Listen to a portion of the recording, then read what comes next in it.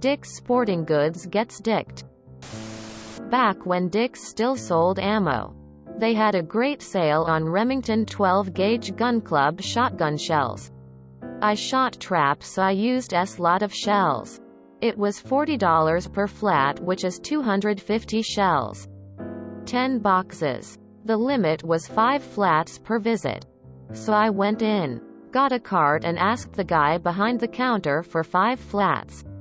I noticed they had 2 pallets of flats still wrapped on the floor they were stocking. The guy said just take the loose boxes on the shelf.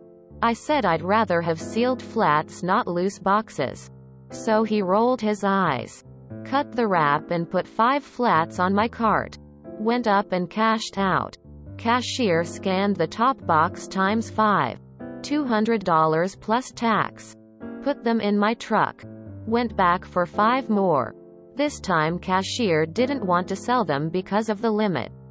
The limit said per visit, not per day, right on their sign.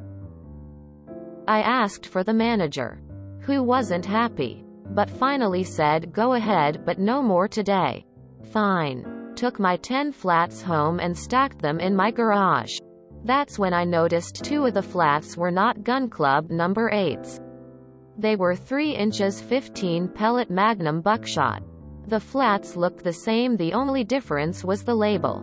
That sells for $10 per box of 5 rounds, or $500 a flat. So I called the store, got the manager, explained I'd been in there and bought 10 flats. Yes, I remember you. So I started off with, there was a mistake and I've got the wrong ammo. The manager cut me off kind of smugly, sir. There are no refunds or exchanges on ammo once you leave. Me. Okay. But the mistake is I don't have the Gun Club shells, manager. Sir. You need to check these things in the store. You wanted to buy 10 cases, so you have 10 cases. I will not refund it or exchange it. You bought it. It's yours. It's store policy. Me. I understand. But you gave me, manager. I'm done talking to you. Our policy is no refunds or exchanges. You should have known what you were buying before you bought 10 cases. Goodbye. So okay. I kept the $1,000 worth of shells I bought for $80. They really showed me. As weird as this is going to sound, the manager couldn't really have done anything. Federal law prevents the ammo from being resold. So once you left the premise, it was already too late for him to fix anything. If they had actually listened, they probably would have told you that you got lucky, and them gone and ripped the guy who helped you a new one. Rule of acquisition number 1. Once you have their money, you never give it back. Just for anybody who doesn't get the difference, the Gun Club shells are for target shooting and pretty cheap, and the 3 inches 15 pellet Magnum buckshot are a lot more expensive and for big game hunting. Op could easily resell them and buy a huge pile of Gun Club shells. Almost no ammunition seller will take back ammo once it is sold. Someone could buy factory ammo, replace it with dangerous and cheap reloaded ammo, and return it. The next purchaser gets a very unpleasant surprise when they use it. It's actually not policy. You can't refund or exchange ammunition by law. At least where I'm from. And honestly, as the guy who used to work retail, we hate people like you. We have limits so that everybody else can get ammunition or whatever product it is. All it takes is 4 people like you, and we're out of stock when really 8 people could have gotten ammunition. The limits don't exist just because we hate you and want to fuck with you. The limits exist because people are selfish, as evidenced by your post. That's why at the store I worked for, we couldn't sell on the sealed flats. We had to cut them open. The person at the cash register had to scan each and every individual box. Malicious compliance is a lot less satisfying when op was the initial jerk as opposed to op reacting to someone else's stupid instruction.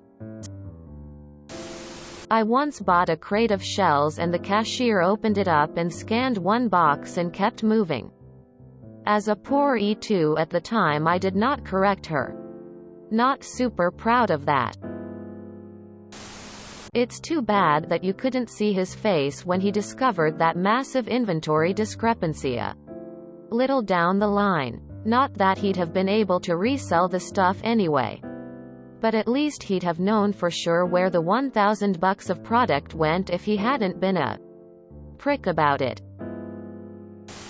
Not malicious compliance. I thought I was in AITA for a second.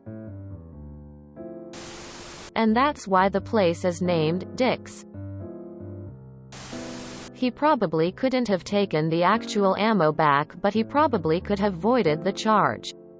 Then processed a new transaction at the price it should have been if you were willing. Something similar happened to me, but the price was higher than it should have been. I bought some stuff at a gun store, some of which was ammo. Another item was priced incorrectly and the difference was about $30. They had me bring in my card and returned the items, then charged me the correct price. They just used the items that were in the store to scan.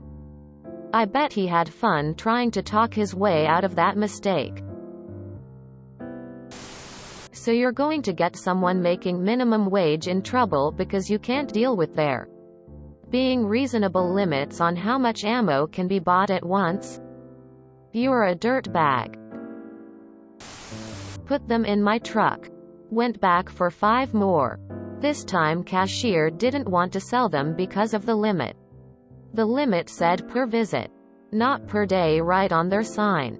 I asked for the manager. You're one of those people, huh?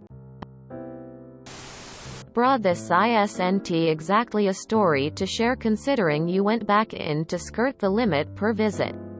You know damn well that those are there so more people can get what they need instead of one person hoarding it all. Like you're pretty much outing yourself as one of the idiots who hoarded toilet paper and prevented people from buying any. I'm more stuck on the fact that you went full Karen and pulled some stupid loophole bullshit, knowing full well what that rule originally intended. I worked for a Dick's. The management is shit. My store manager was on the floor gabbing away with one of the employees. I tried to get her attention several times to tell her I didn't feel well and needed to go home. But she completely ignored me. Many other problems preceded this. But this put me over the edge. I kept at it until I felt like I was going to pass out. So, I grabbed my stuff and left. Haven't been back in a Dick's since. United States. This time cashier didn't want to sell them because of the limit. The limit said per visit, not per day, right on their sign. I asked for the manager, who wasn't happy. You fit in right with the store name. And let that be a lesson to you. Went up and cashed out. Cashier scanned the top box times 5. $200 plus tax. Sounds like someone entered the sales price on the wrong SKU if the cashier scanned the Magnum shells and got the gun club ammo sales price. If you enjoyed this video, please check out our playlists full of similar content. Epicaricast is like doom scrolling for your ears. Please like, share, and subscribe.